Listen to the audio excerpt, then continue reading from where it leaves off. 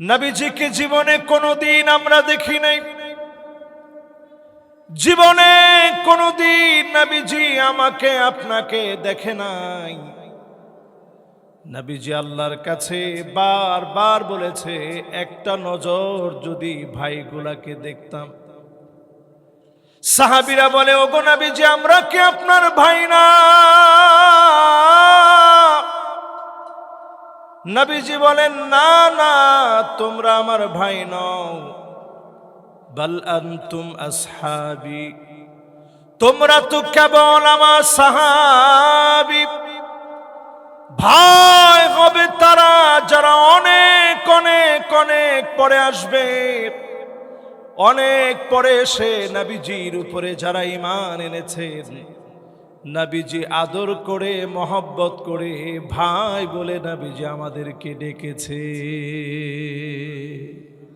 মান রাআনি ফিল মানাম ফাকাদ রাআনি ফিল ইয়াকযা। আল্লাহ নবীকে যদি স্বপ্ন যুগে আপনি দেখেন, কেমন যেন বাস্তবে নবীজিরে দেখলেন। فإن الشيطان لا يتمثل بي وفي رواية أخرى فإن الشيطان لا يتشبه بي। স্বপ্ন যুগে যদি নবীজির একবার দেখেন, কেমন যেন আপনি স্বচক্ষে নবীজির দিকে তাকায় তাকায় দেখলেন, যেই নবীজি জীবনে কোনোদিন দেখে নাই। কত ভালোবেসেছে আমাকে আপনাকে, সিজদায় পড়ে ভালো খাবারের জন্য নবীজি কাঁদে নাই।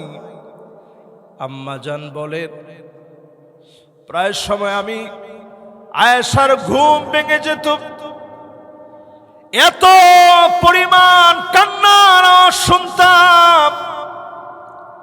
আজিজুন কাজিজিল মিরজাল, ফুটন্ত পানিগুলা টকবক টকবক করে ফুটলে যেমন করে আওয়াজ হয়, নবীজির ভিতর থেকে এই রকম টকবক করে কান্নার আওয়াজগুলা বের হতো। আমি আয়েশা আমার কানটাকে নবীজির জবানের সামনে নিতাম, কি বলে নবীজি এত পরিমাণ কান্দে। আমি আয়েশা কান নিয়ে শুনতাম, অন্য কোনো কিছু বলে নবীজি কান্দে না। নবীজি কান্দে আর আল্লাহর কাছে বারবার বলে, আল্লাহুম্মা উম্মতি,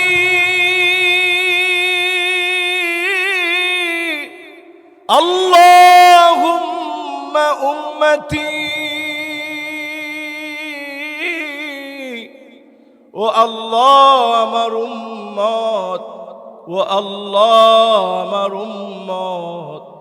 সিজদায় পড়ে নবীজি যাদের জন্য কেঁদেছেন, বলেন তারা কারা? একটু মহব্বত নিয়ে বলেন কারা? এই আমাদের মতো গুনাহগারদের জন্য নবীজি সিজদায় গিয়ে কাঁদছেন। জিন্দেগিতে নবীজি কোনোদিন আপনারে দেখে নাই, তারপরেও নবীজি আমারে আপনারে চিনবে। কেমনে চিনবে? গুররান মুহাজ্জালিনা মিনাল ওযু, ওযুর পানিগুলা চেহারায় ঝকঝক করে উঠবে, চকচক করে উঠবে। নবীজি সেই দিন আমাকে আপনাকে চিনবে, শাফাত করবে। যিনি ধন্য বানায়া জান্নাতি বানায়া দিবেন, তিনি আমার আল্লাহ। জোরে কোন আল্লাহু আকবার। নবীজি আপনার আমার জন্য জান্নাতে গিয়ে অপেক্ষা করবে। হাত্তা তাদখুলা উম্মতি, অন্য সব নবীর উম্মতেরা আল্লাহর জান্নাতের ভিতরে 120টা কাতার হবে। সেই 120 কাতারের ভিতরে অন্য সব নবীর উম্মত মিলে মাত্র 40 কাতার হবে, আর আমার নবীর উম্মত দিয়ে 80 কাতার পোড়া হয়ে যাবে। 120 কাতারের ভিতরে 80 কাতার নবীজির উম্মত দিয়ে ভরে যাবে। নবীর উম্মত দিয়ে 80 কাতার যিনি পূর্ণ করে দিবেন তিনি কে? এই কোরআন হচ্ছে বায়ান। যখন নাস্তিক প্রশ্ন করছে কদ্দুর আটা দিয়ে কয়টা রুটি হয়, কোরআনের কোথায় আছে একটু বলেন তো দেখি।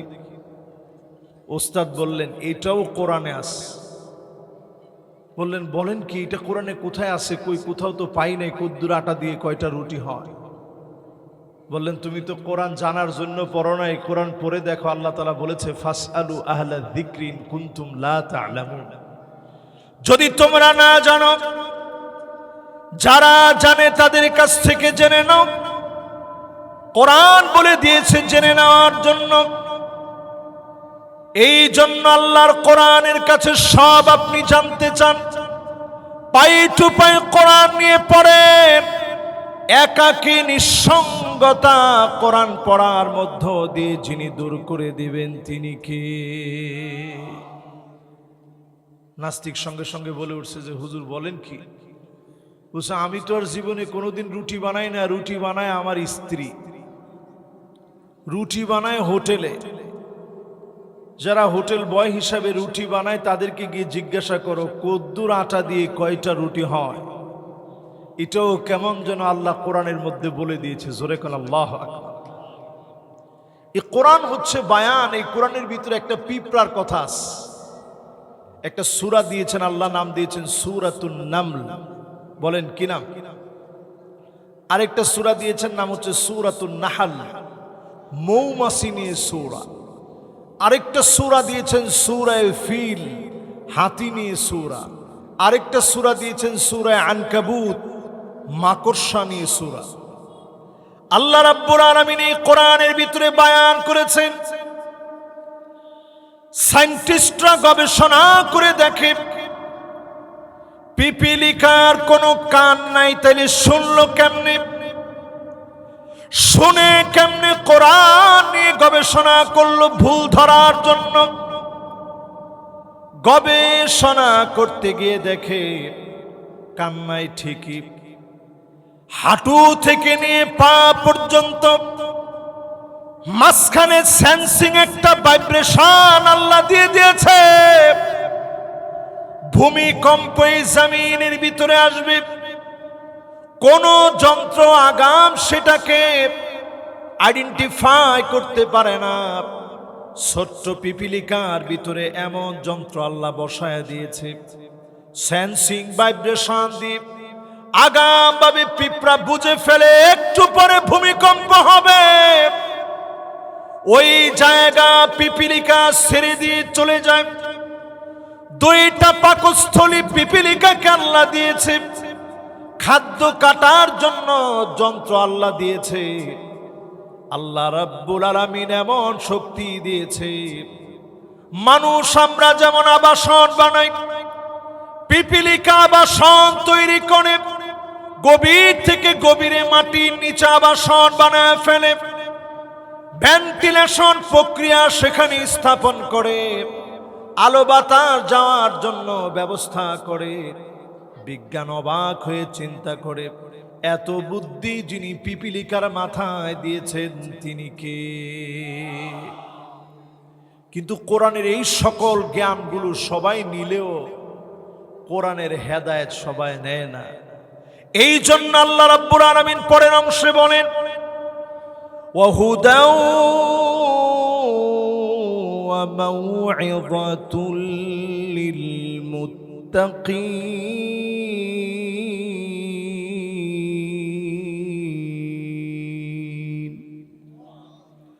সবাই কোরআনের হেদায়েত নিবে না, নসিহত সবাই নিবে না।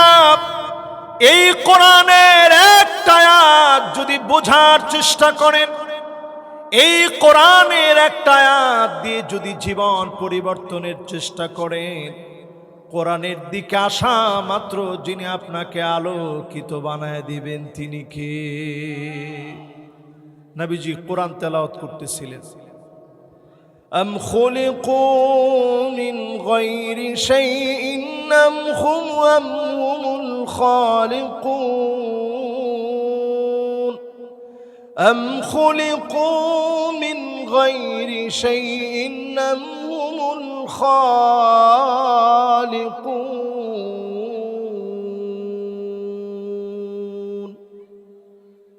নবীজি তেলাওয়াত করতেছেন, পাশ দিয়ে একজন যাচ্ছে, তিনি এখনো কাফের, মুসলমান হয় নাই। উনি যখন নবীজির পাশ দিয়ে যাচ্ছেন, নবীজির এই তেলাওয়াতটা শুনতেছেন, নবীজি আবার রিপিট করছে, আম খুলিকু মিন গায়রি শাইইন আম হুমুল খালিকুন।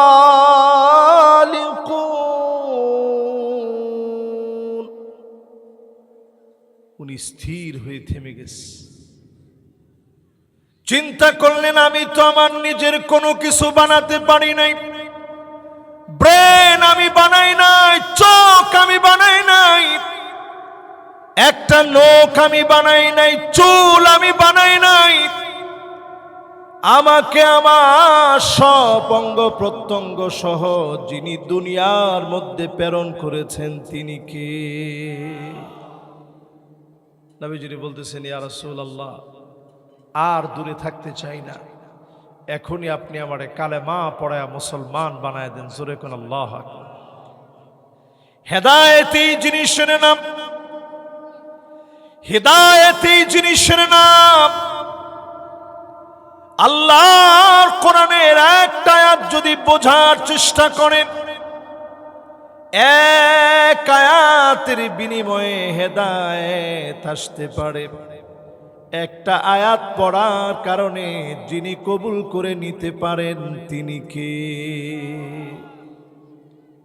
পরের অংশে এসে আল্লাহ তাআলা বলছেন, ওয়ালা তাহিনু ওয়ালা তাহজানু ওয়া আনতুমুল আ'লাউন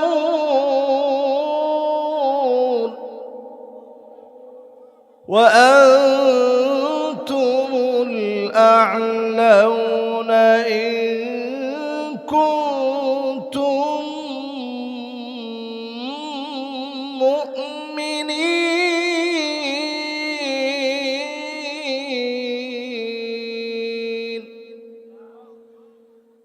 একটাবার চিন্তা করেন আল্লাহ কি বলছেন। আল্লাহ বলছেন, ও গোলামেরা, দুশ্চিন্তা করো না, মন ভেঙে ফেলো না। যদি তোমরা মুমিন হতে পারো, আজকের পৃথিবীর দিকে তাকায় দেখেন, সবচেয়ে বেশি মার খায় আমার মুসলমানেরা।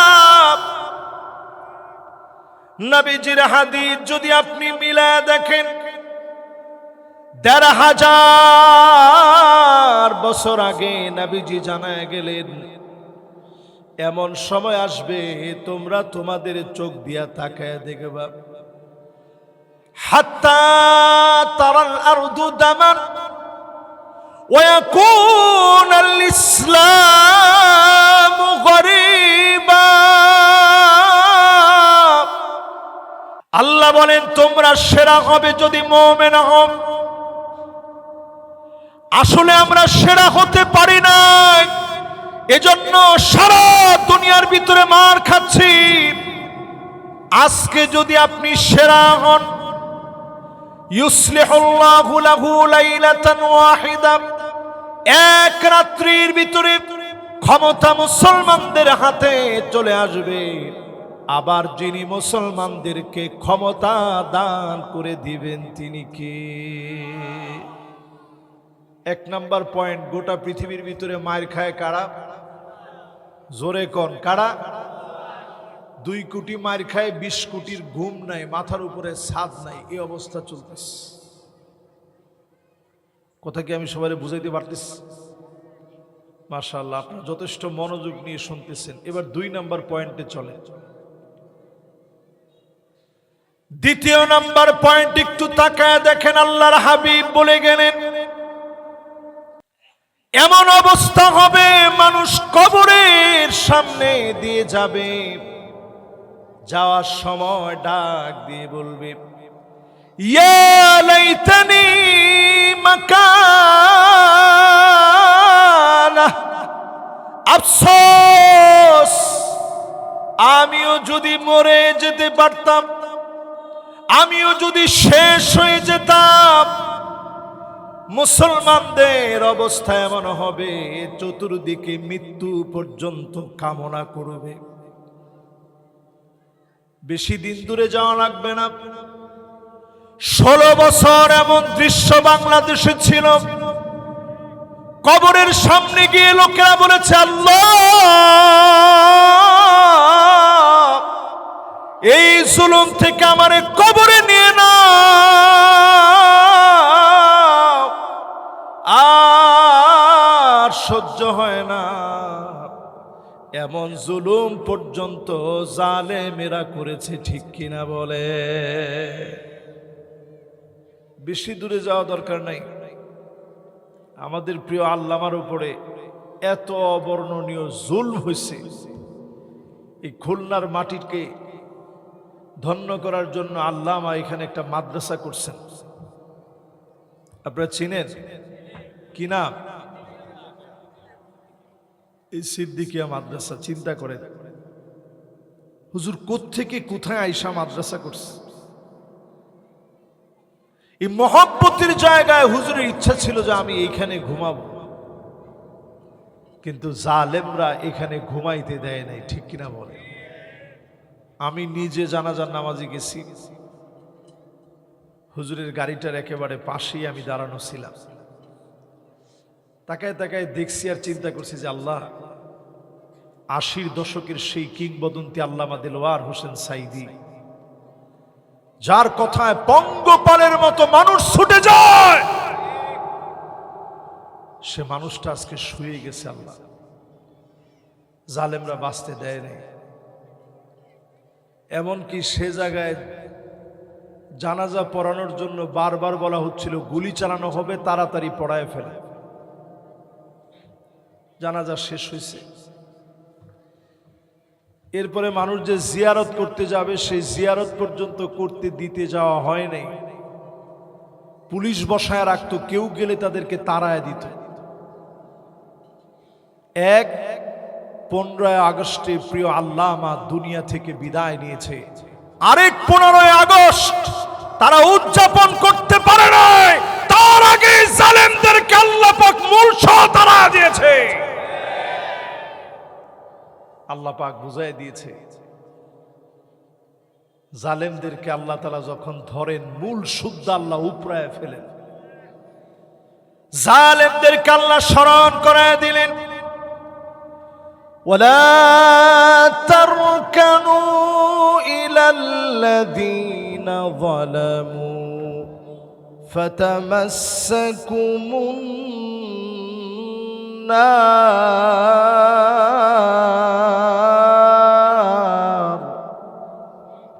খবরদার জুলুম করো না, জুলুম করলে তোমাদেরকে জুলুমের কারণে পাকড়াও করা হবে।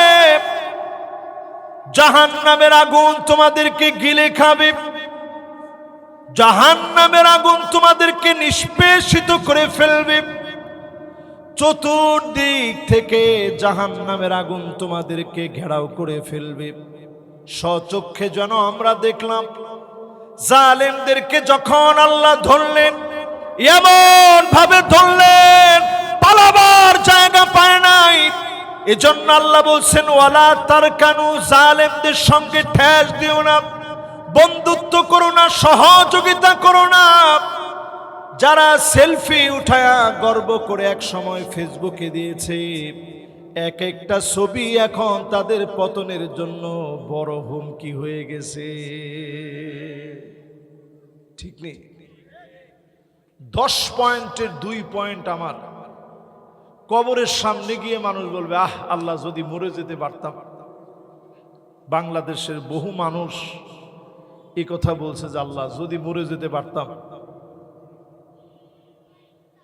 বলছে না ভাই? আপনাদের কাছে কি মনে হয় বলছে? 3 নাম্বার পয়েন্ট আসেন আমার ভাইরা, পরিস্থিতি এমন হবে পায়ের নিচের মাটি গুলা সরে যাবে, এত পরিমাণ মুসলমানদেরকে মারা হবে।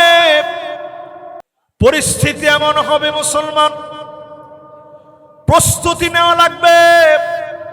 এরপর মুসলমানদের বিজয় আবার আসবে, কারণ হচ্ছে এখন আমরা মুমিন হই নাই। যেদিন মুমিন হবেন, যিনি বিজয় দিয়ে দিবেন তিনি কে? সংখ্যা দিয়ে আমাদের বিজয় আসে না। আমার সাথে বলেন, সংখ্যা দিয়ে আমাদের বিজয়। 4 নাম্বার পয়েন্ট। কয় নাম্বার? সংখ্যা দিয়ে আমাদের বিজয় আসবে না, বিজয় আসবে ঈমানের হিম্মত দিয়ে। সংখ্যা দিয়ে কোথাও মুসলমানেরা বিজয় অর্জন করতে পারে নাই, হুনাইনে পারে নাই, উহুদের ভিতরে বিজয় আসে নাই। সংখ্যা দিয়ে মুসলমানদের বিজয় আসে না, বিজয় অবশ্যই মুসলমানদেরকে ঈমানের কারণে যিনি দিয়ে দিবেন তিনি কে? এবার একটু আপনাদেরকে বুঝাই।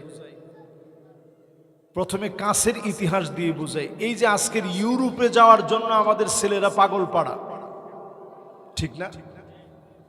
এই খুলনায় বসে যদি আমি বলি আপনাদেরকে ইউরোপ পাঠাবো, হুজুর কত লাগবে বলেন? আপনি লোক হিসেবে আমাদের প্রিয় মানুষ, বললেই হুজুর টাকা দিয়ে দেব। যদি বলি যে 20 লাখ টাকা করে লাগবে, তাও লোক পাওয়া যাবে না? আমার ক্যামেরাম্যানই বলছে হুজুর যাবে মানে আমি নিজেই যাব। তো 20 লাখ টাকায় ইউরোপ মানুষ যেতে চায়, কারণ তারা এখন সারা ওয়ার্ল্ডের ভিতরে তারা সকল দিকে এগিয়ে থাকার কারণে মুদ্রার দাম বেশি, এই জন্য তাদের এখানে মানুষ যেতে চায়। কর্ম করলে টাইমের দাম বেশি, এই জন্য মানুষ যেতে চায়।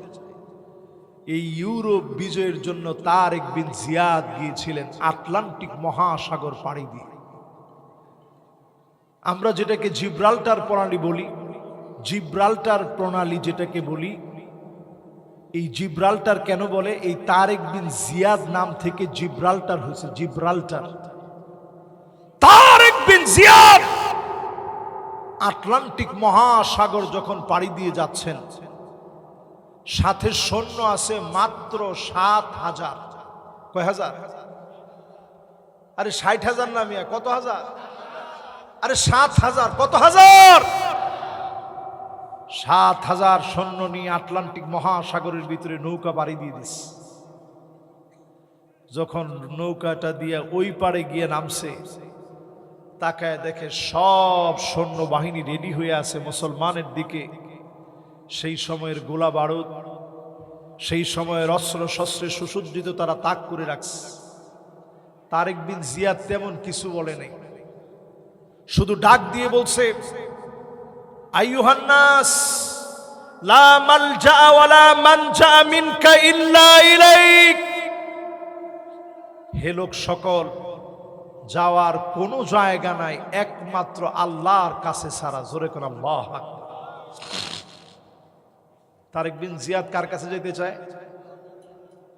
আল্লাহ, তুমি ছাড়া আশ্রয়ের কোনো জায়গা নাই, তুমি ছাড়া যাওয়ার কোনো জায়গা নাই।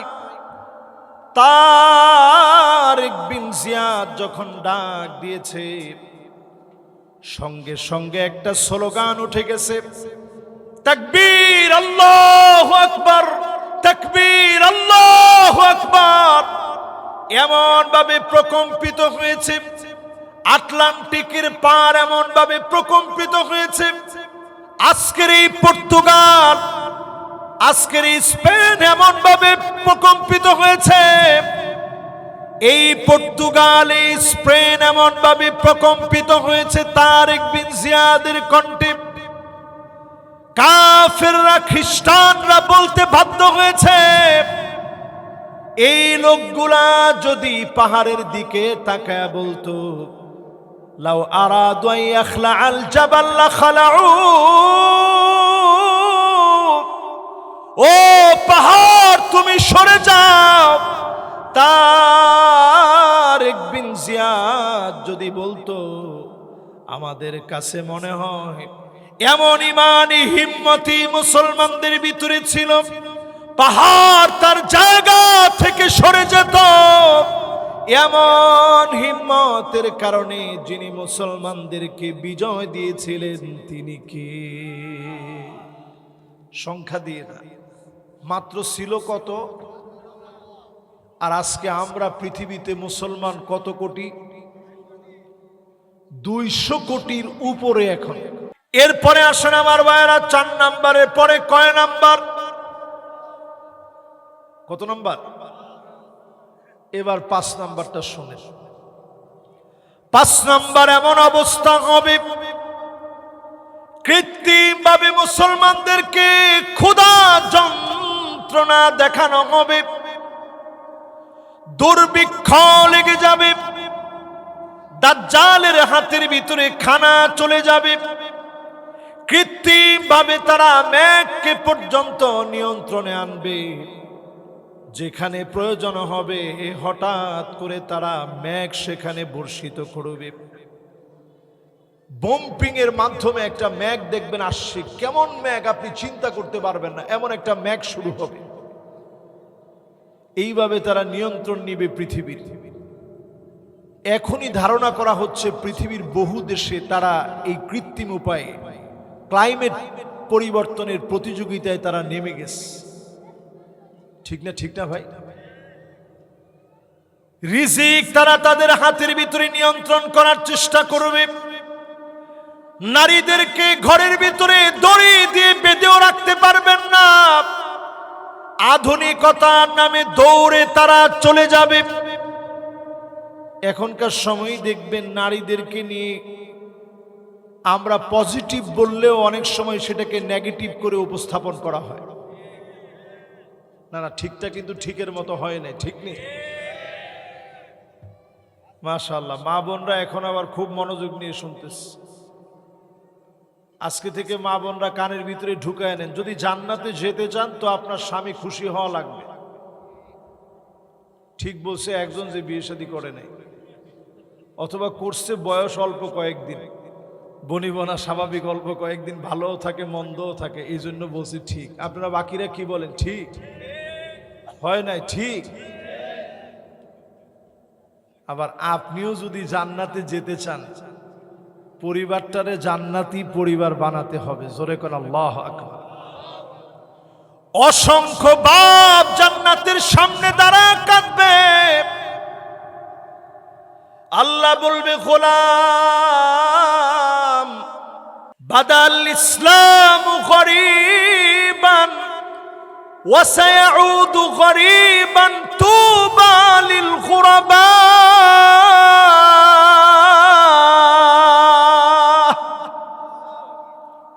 ইসলাম আবার বিজয়ী হবে।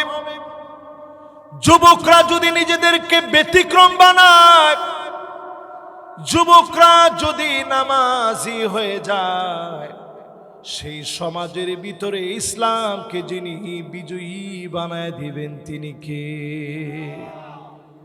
এই সমাজের ভিতরে 75% 75% যুবক বর্তমানে পর্ণ আসক্তিতে আসক্ত।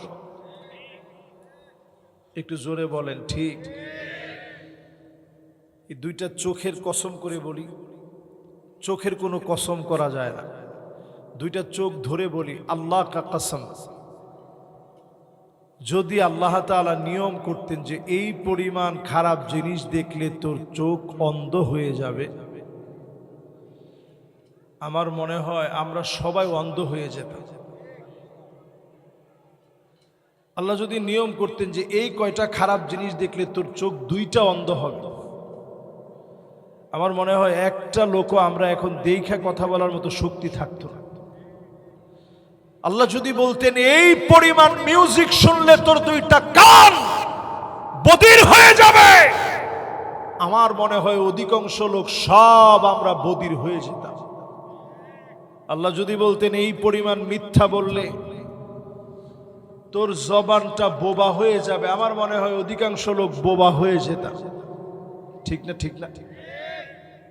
যে সমাজের ভিতরে আমরা আছি 75% পরিসংখ্যান বলছে আজকের যুবকেরা পর্ণ আসক্তিতে আসক্ত। 19% নারী বৈবাহিক সম্পর্কের আগেই এই পর্ণ আসক্তির কারণে তারা তাদের সতীত্বকে হারিয়ে ফেলে বৈবাহিক সম্পর্কের আগেই। তাহলে আমাদের দেশটা দ্বিতীয় বৃহত্তর মুসলিম দেশ হওয়ার পরেও কন্ডিশন ভালো না খারাপ? এই যুবকরা যদি, যুবক যুবতীরা যদি নিজের ব্যতিক্রম বানায় নেয়, নামাজি বানায় নেয়, মুমিন বানায় নেয়, এমন যুবকদেরকে দিয়ে দিনকে যিনি বিজয়ী বানায় দিবেন তিনি কে?